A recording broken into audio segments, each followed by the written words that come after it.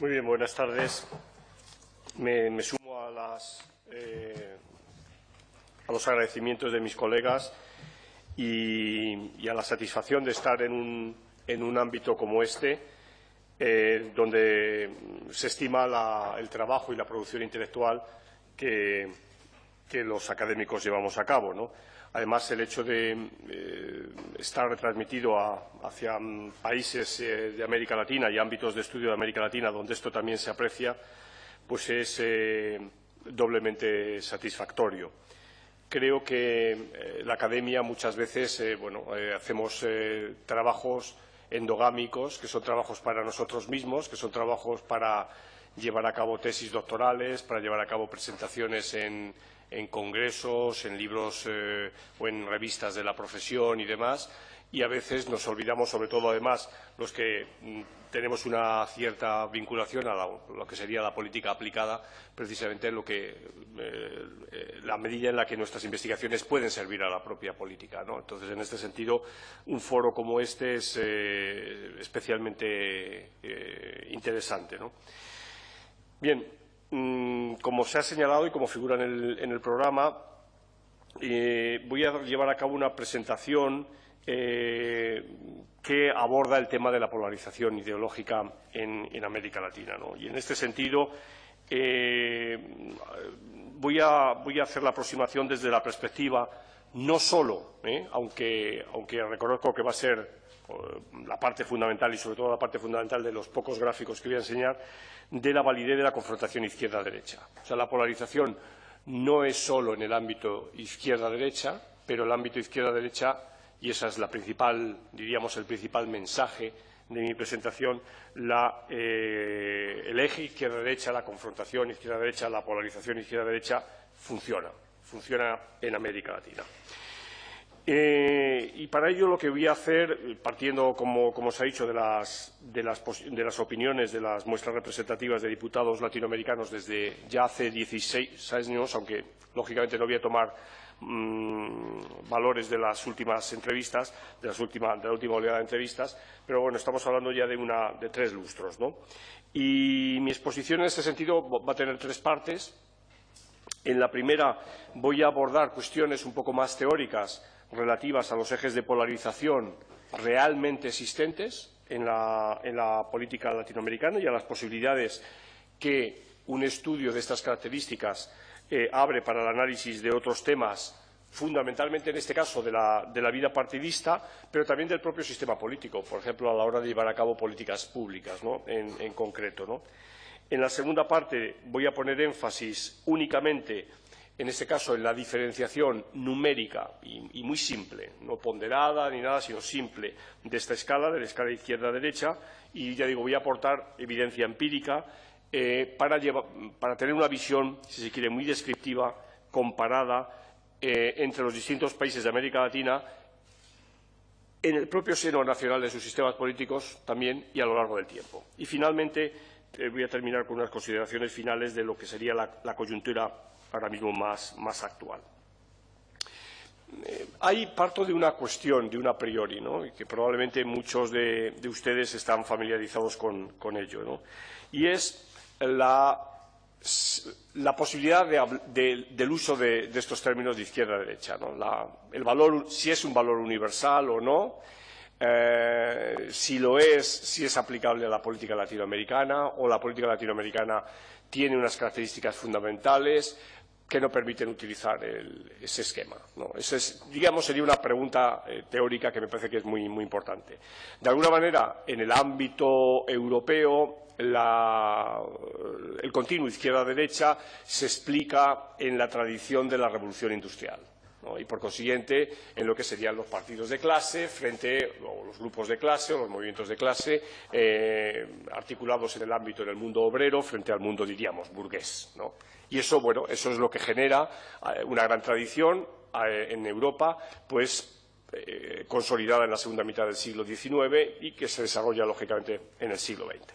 Entonces, la gran cuestión es si esto que se frustra, esto mismo que acabo de decir, se frustra en gran medida en Estados Unidos, prácticamente desde la época del New Deal de Franklin Delano Roosevelt, ya estas categorías empiezan después de Franklin Roosevelt, empiezan a tener dificultades. Bueno, si esto es válido para América Latina.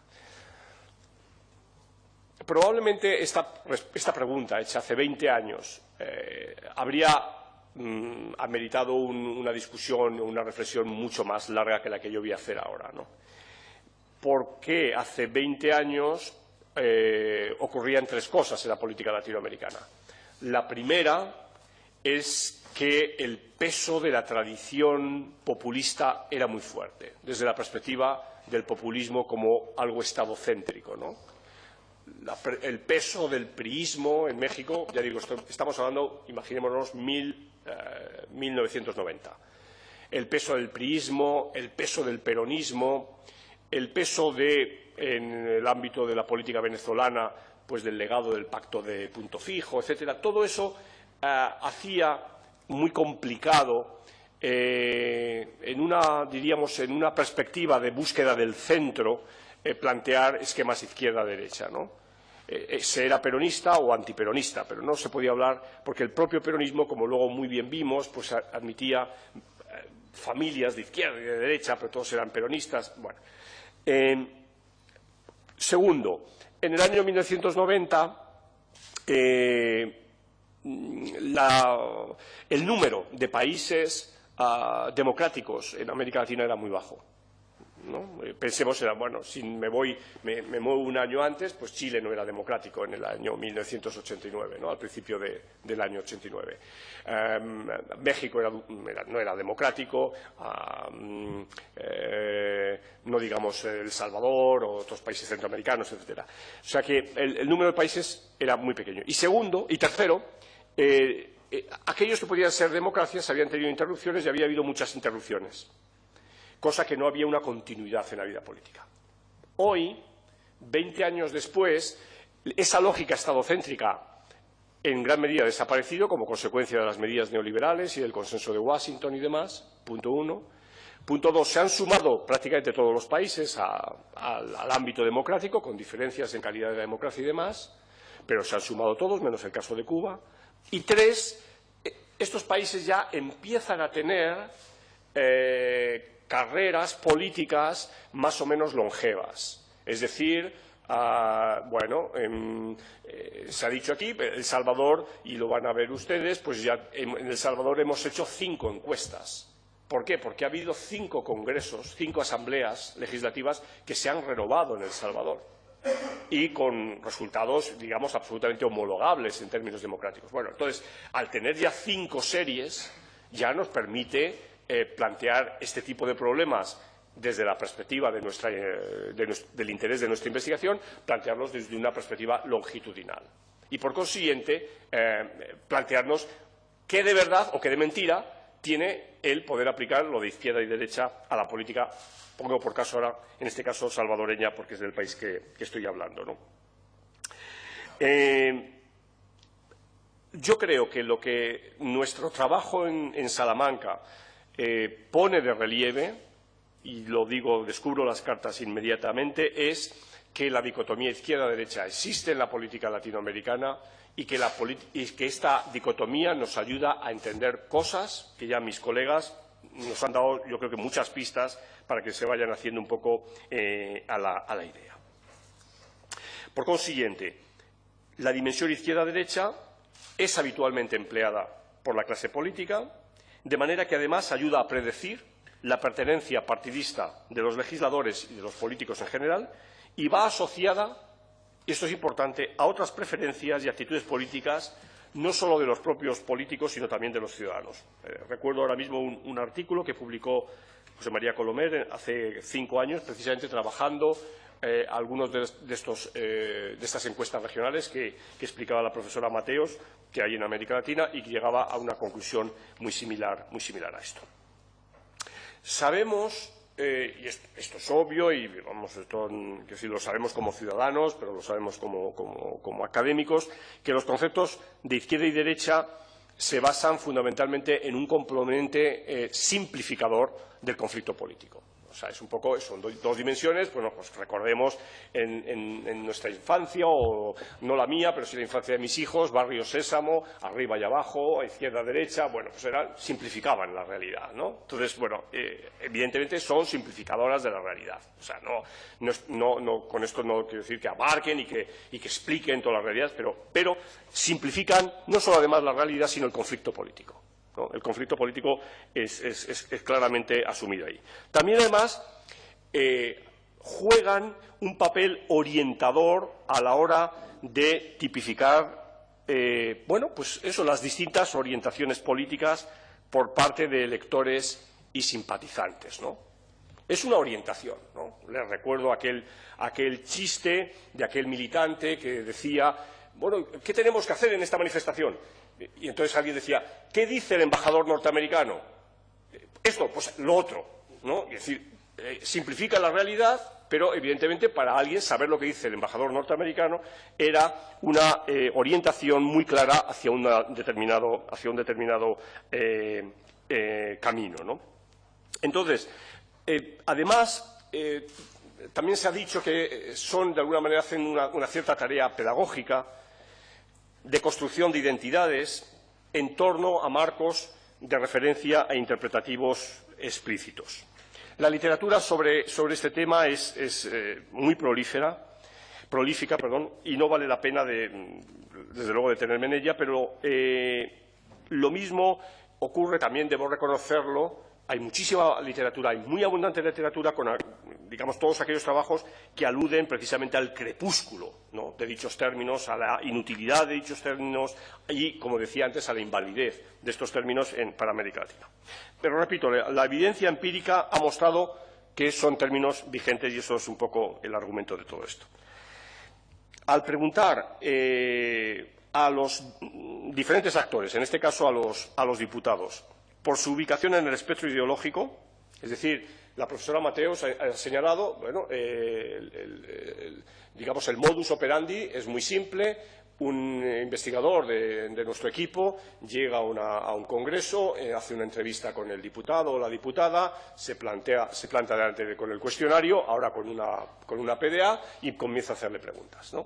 Entonces, dentro de estas preguntas está la pregunta izquierda-derecha, en la que hay varias preguntas que incorporan la lógica izquierda-derecha. Una es, ¿usted dónde se ubica en esta escala?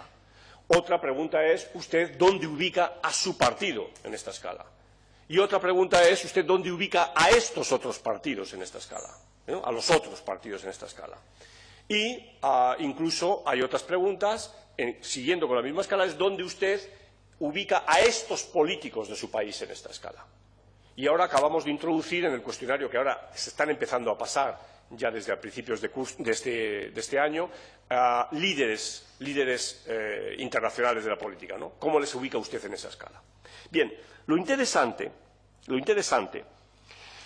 que es decir, un dato de la validez, es que si los políticos o no entendieran esta escala o, algo sería más interesante, la despreciaran, no contestarían. Dirían, no contesto. Es una opción lícita, aparece en el cuestionario, pues el entrevistador pondría no contesta o no sabe. Bien, los valores de esos 4.600 entrevistas que decía Cristina Rivas, bueno, sí, lo decía eso, 4.600, Araceli, nos indican que más del 90% se ubican. Dicho de otra manera, menos del 10% rechazan ubicarse en esta escala.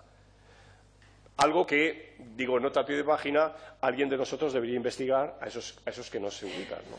Sería muy interesante, ¿no? A ver qué tipo de... Sí, claro, porque ves, es como estudiar a los abstencionistas y demás. Bien, o a los que hacen voto nulo o demás. Bien, o sea que, por consiguiente, para el más del 90% esta escala tiene un sentido. Se ubican a su partido, a los demás, en esa escala. Por consiguiente, es muy fácil, y es el dato que luego vamos a ver, hacer medias de esto, ¿no? Si los aquí presentes pedimos que ubicar los aquí presentes en la escala izquierda-derecha a alguien fuera de nuestro país, a Obama, pues nosotros le vamos a poner en esa escala donde 1 sería la izquierda y 10 la derecha, cada uno pondría algo, suponiendo que nosotros fuéramos una muestra representativa de algo, ¿no? Pues entonces nosotros luego haríamos la media de lo que hemos puesto todos nosotros. Y nos daría que Obama ocupaba el X con no sé cuánto. Bueno, entonces ya tenemos situado a Obama.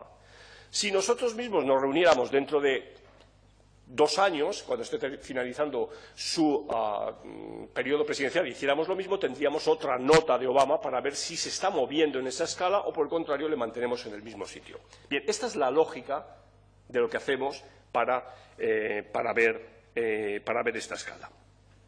Bien,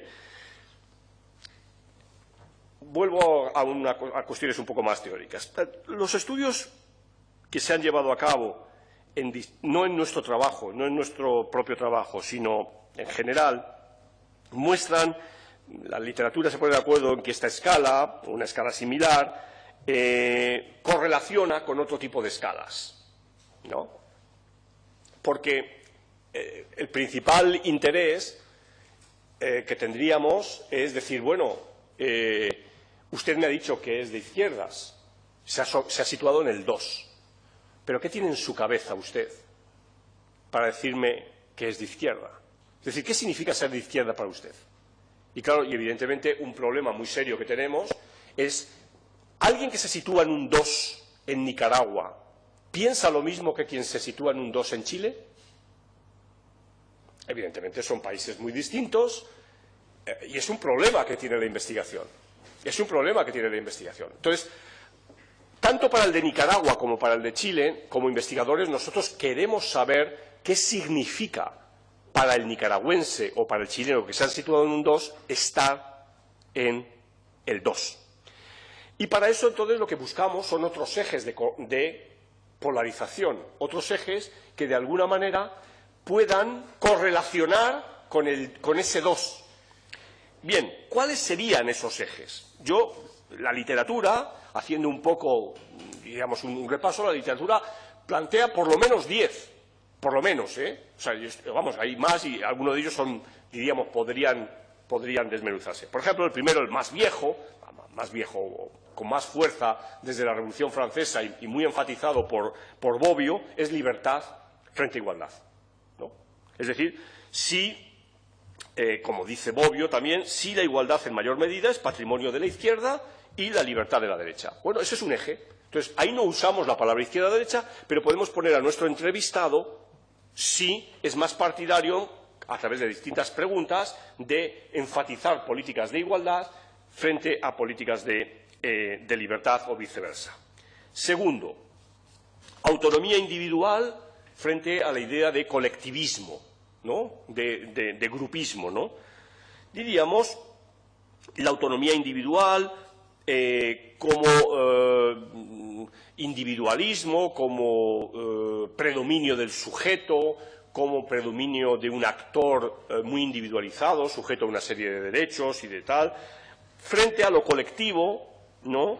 Donde se situarían valores de la colectividad, bienes públicos compartidos, etcétera. Eso sería otro eje de polarización. Tercero, la idea de monocultura, ¿no? Entendido monocultura como una cultura muy homogénea, muy cerrada, muy ordenada, muy coherente en sí mismo, frente a multiculturalismo, ¿no? Una cultura abierta, una cultura permeable, una cultura, digamos, que recoge pues, cuestiones lingüísticas, cuestiones étnicas, cuestiones de género, cuestiones religiosas, o sea, digamos, lo que se llama a veces con cierto desprecio el relativismo, ¿no? Cultural, etcétera. Bueno, sería un tercer eje. Cuarto eje, en el ámbito de la economía, lo que sería el desarrollo, si se me permite, insostenible, ¿no? O sea, el viejo concepto de desarrollo a toda costa, el desarrollo como crecimiento del Producto Interior Bruto a una tasa de X% anual, pase lo que pase, frente a un, si se quiere, desarrollo sostenible o, en un punto más extremo, ecologismo y demás, ¿no? Ese sería un cuarto eje. Quinto eje, bueno, uno muy viejo, quizás podría haberlos estructurado de otra manera, porque este es más clásico, pero, o sea, no hagan caso al orden, sería clericalismo frente al laicismo, ¿no? bueno, suficientemente claro para explicar nada. Sexto, mercado frente a Estado, ¿no? Mercado frente a Estado, que es una diferenciación clásica, es decir, por un lado el libre comercio frente a un intervencionismo estatal, a la existencia de reglas, etcétera. Séptimo, democracia representativa frente a democracia participativa, ¿no? Bueno, desde viejos supuestos rusonianos y demás, en la idea de una democracia articulada por representantes, frente a la idea de que es la sociedad la que debe representarse a sí misma, una idea más autogestionaria y demás. Octava, partido político frente a movimiento social. Algo muy ligado a lo anterior, si se quiere, pero que tiene connotaciones distintas, ¿no? Es decir, la reivindicación de los movimientos sociales como ámbitos de expresión más auténtica, menos mediatizada, menos oligarquizada en la teoría de Michels, frente a la apuesta por lo institucional, la institucionalización de la representación, organización de un partido político, etcétera. 9. No es igual a lo que antes planteaba de mercado frente a Estado, pero va en esa línea, pero sería librecambismo frente a nacionalismo económico. No es igual, porque esto lo pongo en una dimensión internacional, es decir, la idea plasmada a la vida política ahora mismo de América Latina, pues de aquellos que son partidarios del libre comercio, de suscribir tratados de libre comercio con quien sea, no solo con Estados Unidos, ojo, con China, con quien sea, mientras aquellos otros que, digamos, buscan mantenimiento de patrones de corte nacionalistas, de corte de un mercado interno, etcétera, ¿no? Ojo que puede haber que este eje no tiene por qué coincidir con el anterior, es decir, yo puedo ser un nacionalista económico, pero luego dentro del nacionalismo económico puedo desear absolutamente libertad económica total dentro de mi país y no que el Estado les diga lo que tengo que hacer. Y por último, sería la variable de la, diríamos también internacional, de globalización versus, o antiglobalización, si se quiere, versus internacionalización de la globalización, ¿no? Para que nos entendamos, ¿no? Es decir, la internacionalización la planteo como algo diferente a la antiglobalización en el sentido de que los propios movimientos antiglobales o antiglobalización postulan. Bueno, todos estos ejes de conflicto están presentes en la vida política de América Latina. Es decir, basta leer la prensa, basta leer la prensa, vamos a decir, o abrir un canal de televisión latinoamericano y vamos a ver que esto está en la discusión, o sea, no estoy planteando algo que sea ajeno a la discusión, ¿no? Y, ya digo, conforman, por consiguiente, un escenario donde los actores políticos se mueven. Bien, la cuestión es, entonces, de estos ejes, si podemos hacer preguntas, como de hecho hacemos en nuestra encuesta, ¿qué ejes son relevantes realmente? Y aquí, claro, me permito hablar de toda América Latina, lo cual a veces es un poco complejo, pero la cuestión es que hay menos sorpresas de las que nos podíamos esperar. Cierto que no todos los actores entrevistados se ubican de la misma manera en todos los ejes, cierto, eso es así, pero en cualquier caso, diversos trabajos que hemos realizado en los últimos tiempos, con los datos de nuestras encuestas, han demostrado que en los últimos, por lo menos en los últimos 5 años, el principal eje que ayuda a definir con precisión lo que significa ser de izquierda en América Latina es la dicotomía Estado-mercado. Es decir, la idea es que el grado de neoliberalismo o estatismo, las funciones tradicionales que se atribuyen al Estado, el gasto público y su financiación y las privatizaciones, que son 4 preguntas que aparecen en nuestro cuestionario, diríamos, integran un factor, se agrupan para tener un factor que correlaciona, que apoya aquellas posiciones de los diputados y diputadas que se sitúan en la izquierda.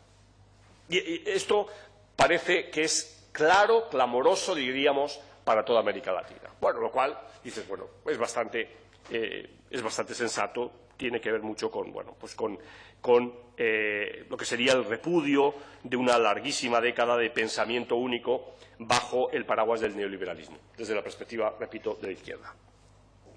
A este eje fundamental se suman otros, si se quiere, de carácter más político, que, bueno, pues que aparecen en otros estudios que hemos realizado. Por ejemplo, el papel de las Fuerzas Armadas, la democratización, la delincuencia y la corrupción, junto a algunos otros, estos serían de matiz más político, junto a algunos otros de tono, diría, cultural, como la posición con respecto al aborto y el divorcio. No, es una pregunta que se hace, igual, es una escala. La pregunta es muy simple.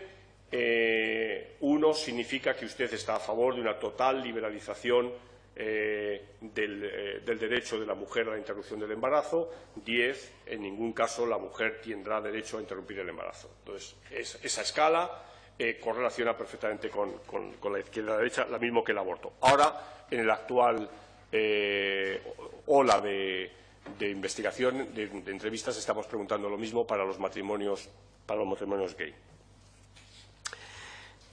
Uno de los aspectos que los diversos trabajos que giran en torno a este proyecto sostienen con mayor énfasis es, y ya digo a través de la evidencia empírica, es que en un escenario de baja institucionalización y de predominio de ofertas y visiones populistas, este juego de izquierda a derecha se mantiene, ¿no? Las 3 décadas de competencia democrática, y esto sería diríamos, una hipótesis muy fuerte, ¿no? Pero yo creo que estoy muy convencido de ello. Las 3 décadas de competencia democrática en América Latina han terminado asentando un juego que podríamos denominar tradicionalmente existente en democracias consolidadas. Bien. Además, creo que las categorías izquierda y derecha, según todos nuestros datos, no solo están ahí, sino que además, otra idea es que son muy consistentes, se muestran extraordinariamente consistentes. Extremadamente consistentes en la medida en que dan sentido a los grupos políticos concretos en que se encuentran encuadrados. Y eso algo señalaba, creo que era Mercedes, cuando hablaba de coherencia o de cohesión ideológica, ¿no? Tenemos una posibilidad, esto no lo voy a plantear, pero es ver la desviación típica de las ubicaciones de los diputados de un determinado partido político, ¿no? Y con la desviación típica medir realmente cuánto es diríamos, cuál sería ese nivel de cohesión. Bien, los datos que tenemos es que es muy alta, ¿no? Distintos, además, entre los partidos, ¿no? Cuando hay valoraciones, y eso lo veremos al final en una de las transparencias, ¿no? Cuando distintos sistemas de partidos adquieren sentido precisamente como consecuencia de que sus unidades partidistas que los construyen adscriben a élites que comparten valores muy próximos. Se identifican con opiniones sobre cuestiones abstractas que ordenan su percepción del universo, así como con evaluaciones sobre problemas materiales de la cotidianidad, algo que ninguno hemos entrado, pero que está, ¿no? en el cuestionario, ¿no? Es decir, ¿qué problema es el más importante que tiene la sociedad guatemalteca hoy, ¿no? Por ejemplo. Estas situaciones se van repitiendo en el breve lapso que, ya digo, que tenemos desde la década de 1980 hasta hoy. De esta manera, puedo decir que aparecen marcadas diferencias ideológicas que estructuran ejes de competencia diáfanos, como hemos podido demostrar en varios de los estudios llevados a cabo y que pueden ser identificados, esto es un poco arriesgado decirlo, pero como auténticos clivajes de la vida política latinoamericana. ¿Cuáles serían entonces? Bueno, ¿cuáles serían entonces estas dimensiones reales de polarización programática que dan cuenta, ¿no? de esta variabilidad del escenario en que se compite en América Latina? Cierto es que con diferente nivel de intensidad en cada uno de los países, ¿no? Primero, El intervencionismo estatal está dicho, las Fuerzas Armadas, la democracia, la religión y los valores. Digamos, son ámbitos en los que hay una forma de, podríamos decir, de ser de izquierdas o que justifican que luego se diga ser de izquierdas o de ser de derecha. En menor medida aparecerían las raíces sociales, es decir, el origen social y demás, ¿no? Donde ahí puede haber algún matiz y demás. Asumida esta perspectiva, la situación de los partidos latinoamericanos en el continuo izquierda-derecha no solo provee de un marco orientativo respecto a las actitudes y percepciones de muy distintos aspectos que van desde lo político a lo religioso, pasando por lo social y lo económico. Además, el posicionamiento de los políticos permite, a su vez, encontrar diferencias tanto en los componentes que definen propiamente a la izquierda y a la derecha, como en el grado de homogeneidad de ambos polos. Así, se da la circunstancia de la existencia de mayor homogeneidad de la derecha latinoamericana, de acuerdo con las dimensiones programáticas que he propuesto, frente a una izquierda más diversa desde su posicionamiento. Por ejemplo, con respecto al clivaje conformado por las Fuerzas Armadas y la democracia. ¿Qué quiero decir? La postura de la izquierda con respecto a estos dos elementos es más amplia, si se prefiere, más heterogénea, ¿no? Mientras que la postura de la derecha es mucho más cerrada en el sentido de cohesionada. De la misma manera, existe gran variación entre partidos cuando se aborda el grado de acuerdo entre los integrantes de un mismo partido en la evaluación de una serie de problemas y en la definición de las estrategias a seguir. Ello permite configurar sendos componentes que hemos denominado de evaluación y de estrategia, con los que se puede llegar a resultados convincentes. En concreto, el grado que tiene la coherencia programática de los partidos que hemos estudiado y que son normalmente partidos que han tenido éxitos electorales a lo largo de por lo menos una década, pone de relieve que son los partidos situados en la izquierda los que gozan de mayor coherencia. Y algo también muy significativo, se registran vínculos entre incoherencia programática y dependencia financiera externa de los partidos, ¿no? Es decir, aquellos partidos que reciben más financiación externa tienen una mayor incoherencia programática. El análisis diferenciado de los partidos de izquierda y de derecha, respectivamente, pone de relieve cómo es el grado de intervención del Estado en los primeros, como les decía, la variable con mayor capacidad explicativa, mientras que en los partidos de derecha los factores que ayudan a predecir la pertenencia a los mismos contienen un componente triple, que está definido por cuestiones socioeconómicas, culturales y políticas. Sendas familias de partidos, no obstante, dan cabida a notables diferencias en su seno. Este particular aspecto de la polarización en la política latinoamericana amerita, por otra parte, reflexionar sobre las características del centrismo, asunto que no ha sido abordado hasta el momento. En otro orden, se registra una notable pulsión en el seno de cada partido. Si ahora tomamos cada partido, no como análisis, sus niveles de coherencia ideológica, entendida como el grado de acuerdo entre los miembros de un mismo partido en distintos temas, son extremadamente diferentes de un país a otro y de un caso a otro, y ello se correlaciona con modelos organizativos de los partidos distintos. Es otra vía que nos permite, digamos, entrar en el ámbito partidista. Los políticos entrevistados aportan a través de sus respuestas señas de identidad diferentes también en este extremo. Las señas de identidad de los partidos que tienen mayores niveles de militancia suelen darse en aquellos con mayor estructuración en torno a ideas, programas y estrategias organizativas. Y en sentido contrario, los partidos con poca militancia suelen estar formados por miembros con bajos niveles de consenso en torno a cuestiones sustantivas.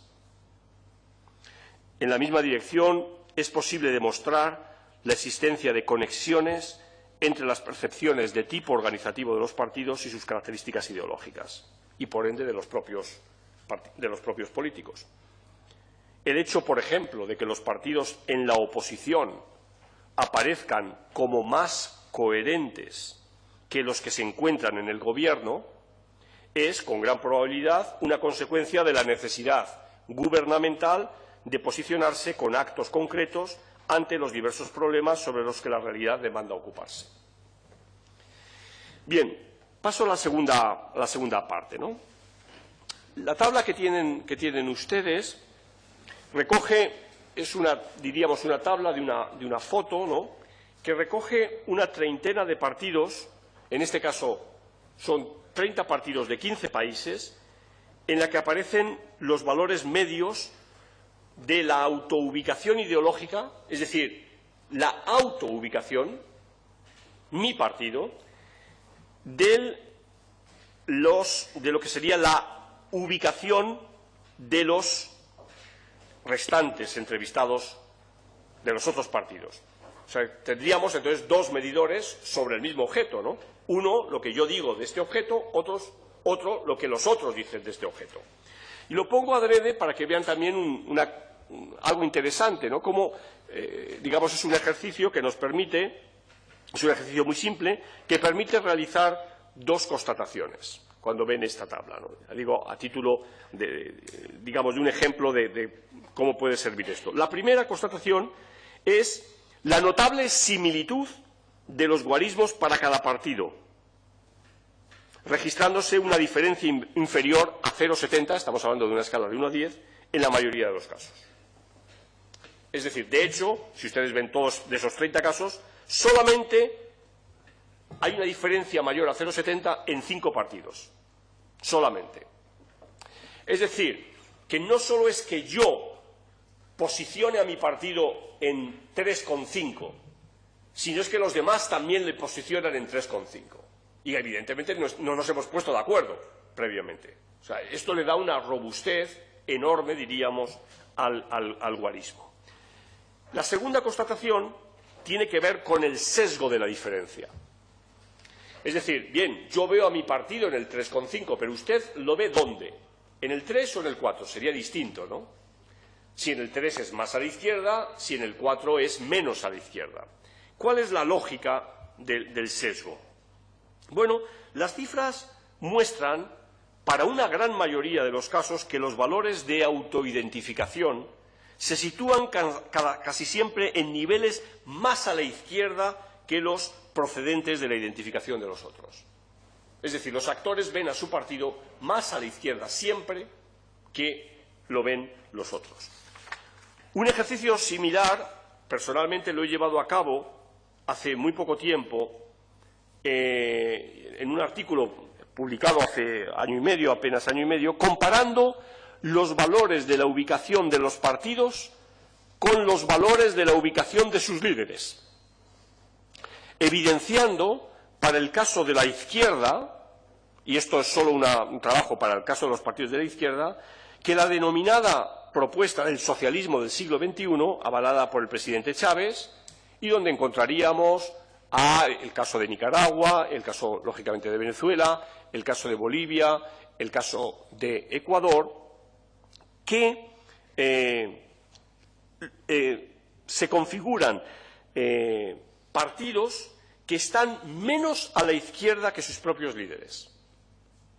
Es decir, Evo Morales está más a la izquierda que su partido político. Correa está más a la izquierda que su partido político. Chávez está más a la izquierda que su partido político. Sin embargo, esto no sucede en la denominada izquierda socialdemócrata, en la que los partidos siempre están más a la izquierda que sus líderes. Es decir, el Partido Socialista chileno o el Partido por la Democracia de Chile están más a la izquierda que Michelle Bachelet. El Partido del Trabajo en Brasil está más a la izquierda que Lula. ¿De acuerdo? El Frente Amplio está más a la izquierda que el anterior presidente, que Tabaré Vázquez. O sea que ya ven cómo juega, hecha, digamos, la calificación numérica por parte del mismo entrevistado, hay un sesgo en lo que hay. La segunda tabla que les presento, presenta la ubicación ideológica mucho más completa. Esta tabla la pueden hacer ustedes mismos. Yo, de hecho, la he hecho anteayer por la tarde, entrando donde les decía Cristina, entrando en la base de datos del instituto y haciendo un corte y pega. Ustedes pueden hacer esta tabla perfectamente. No hay ningún trabajo ni sofisticado ni nada y en ese sentido es bien democrática. Esta tabla presenta la ubicación ideológica, como les digo, de 73 partidos en este caso, 17 países. Están todos menos Brasil. ¿Por qué no está Brasil? Porque en Brasil solo hay una oleada. Solo hemos hecho una oleada. Entonces, como quería comparar varias cosas, no tenía sentido presentar aquí Brasil. Bien. El número de entrevistados para cada una de estas unidades de análisis, algo que también señaló la profesora Mateos en su exposición, es distinto, porque oscila entre 23, es el numerito que hay entre paréntesis, entre 23 y 127. Ya digo, responden por la ubicación de las restantes formaciones políticas fuera de la suya. Esta tabla, luego si quieren ver por países, aquí están solamente los 5 primeros países.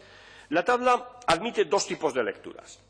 Una de carácter longitudinal, a lo largo de las diferentes legislaturas que aquí se recogen.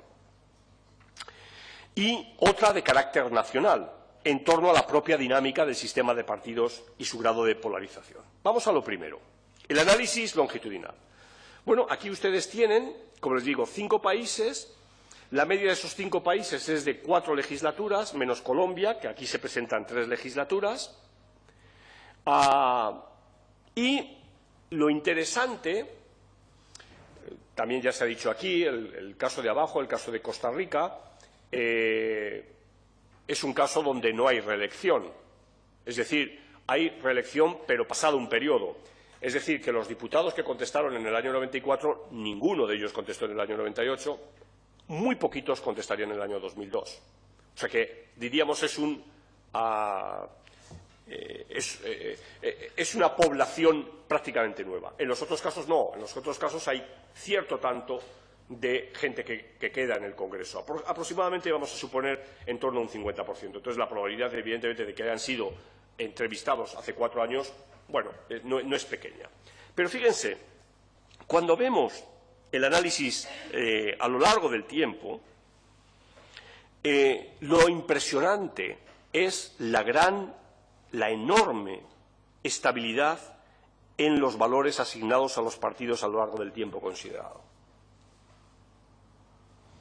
Repito, y es algo muy importante que ustedes se pongan en la tesitura de que cuando se va al diputado a hacer esta pregunta, el diputado está en blanco.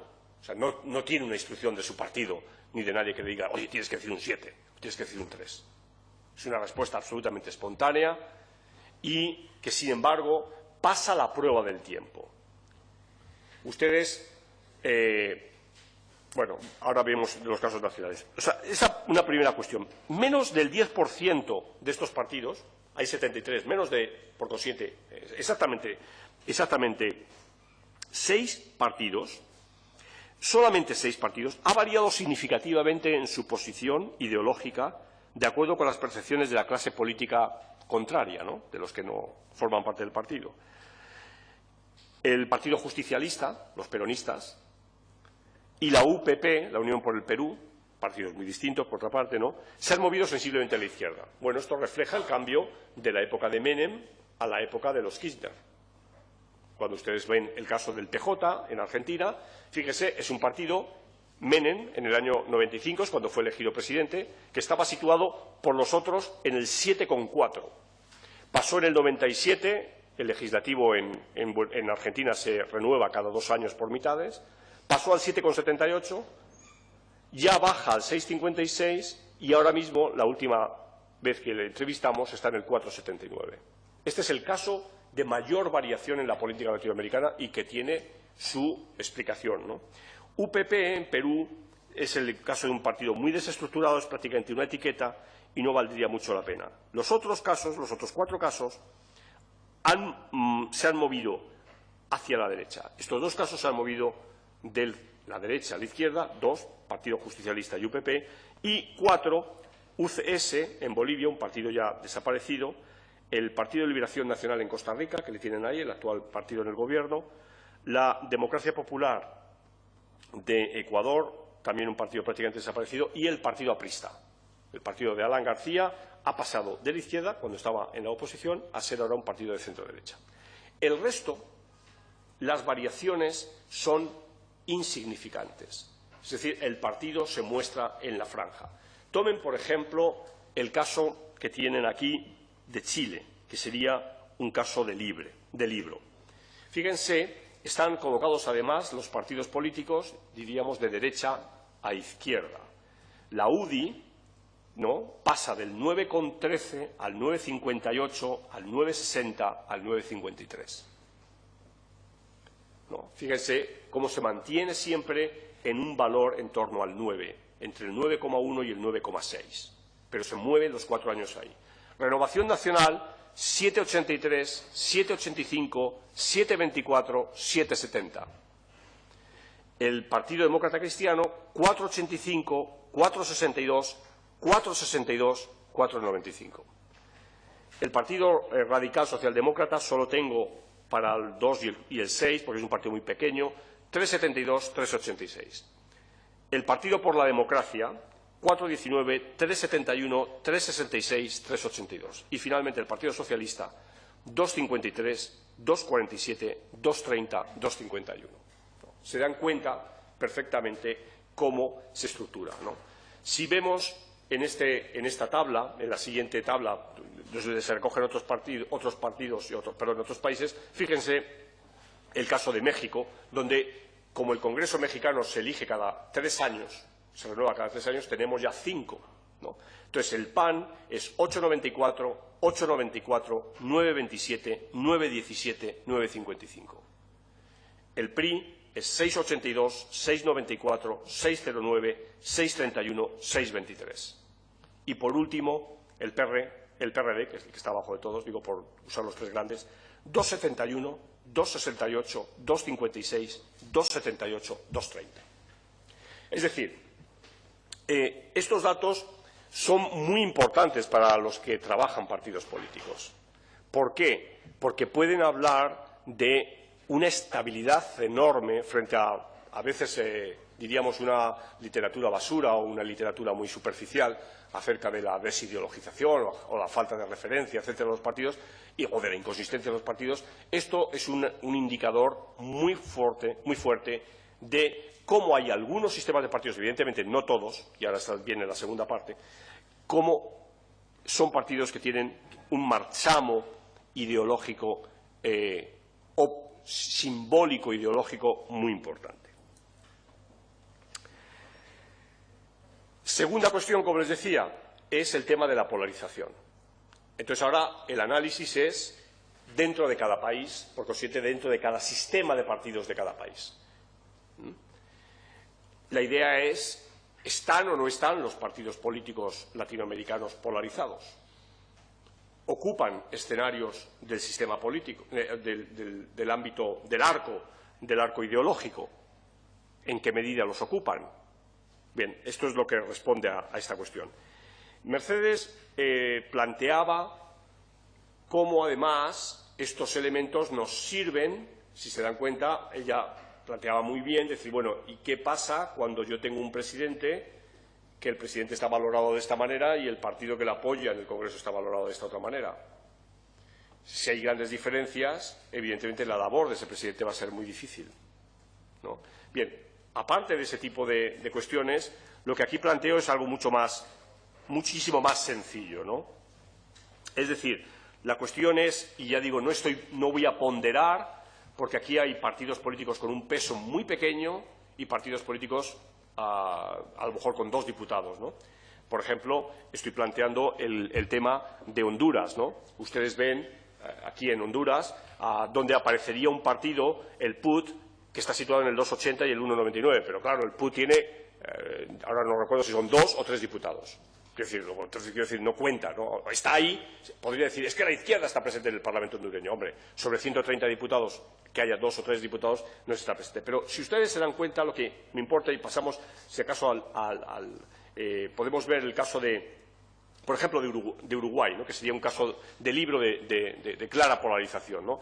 Piensen ustedes 2 partidos tradicionales, el Partido Nacional, el PN y el Partido Colorado, situados ambos en los niveles del 7.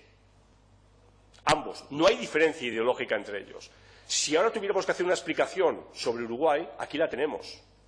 ¿Por qué ambos partidos, los 2 partidos tradicionales, digamos, terminan difuminándose en el juego político? Porque finalmente ocupan el mismo espacio ideológico. Son lo mismo. Es lo mismo. Entonces, como es lo mismo, la opción ya es un bipartidismo, pero es un bipartidismo nuevo. Son los 2 partidos tradicionales frente al partido nuevo que surge ocupando un espacio de izquierda que es el Frente Amplio. Y entonces ahí vemos una polarización del libro. Vean ustedes en 2005, 7,95, 7,91, los 2 partidos tradicionales, y Frente Amplio, 3,22. Bueno, esa es una polarización del libro y que entonces nos indica que hay un juego político donde hay gobierno-oposición. Evidentemente, a esto, y termino con una cuestión muy tonta, muy demagógica, si se quiere, de mi parte, ¿no? Hablarnos de fin de ideologías, etcétera, con este escenario es verdaderamente ser muy, digamos, muy débil mental. Bien, la última consideración final. Esto no agota, no agota. Por ejemplo,